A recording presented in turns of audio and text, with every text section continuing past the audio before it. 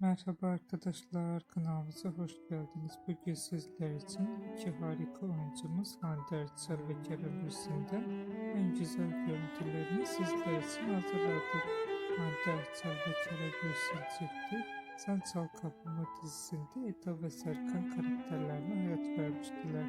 Onlar bu dizide sevgili olmuştular ve dizi bittikten sonra yollarını ayırdılar. Biz de sizler için onların en güzel ve en özel karelerini hazırladık. Videoların devamlı gelmesi istiyorsanız da kanalımıza abone olup yorum yazmayı unutmayın. Kanalımızda daha birçok video bulabilirsiniz. Bizi izlemeye devam edin. Herkese teşekkür ederim.